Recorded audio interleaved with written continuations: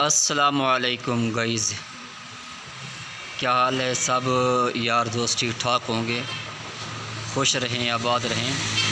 आज हम आपको दिखाते हैं अपने पाकिस्तानियों का ना जी, ये एक बोर चल रहा है बिको पीटर वाला सर।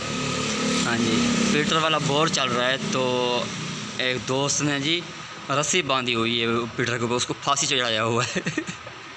अच्छा, और नीचे ईंटें लगानी थी ना, उसने फिर जो है ना एमरजेंसी में काम कर दिया है। रस्सी लेके ना रस्सी बांधी है उसको, तो रस्सी बांध के उसको लटका दिया है बजाय ईंटें लाने के ना। तो उसने आसान काम को जो है ना निज़ाम ठीक कर लिया था। हमारे पाकिस्तानी मेरे भाई किसी से कम नहीं है। अगर इनको कोई सपोर्ट करने वाला हो ना सर जी, ये तो बहुत दूर पहुंच जाते हैं ना जी, ये बहुत दूर पहुंच जाते हैं। कोई इनको सपोर्ट करने वाला हो। ये रस्सी बांध दी है इसके ऊपर, तो इसको लटका दिया उल्टा। बड़ी बात है ये। आप देखें, ये बोर चल रहा है फ़िलहाल ना, ये रस्सी से ऊपर उसको बांधा हुआ है। हमारे चैनल को सब्सक्राइब करें भाई सब। जज़ाकुमुल्लाह।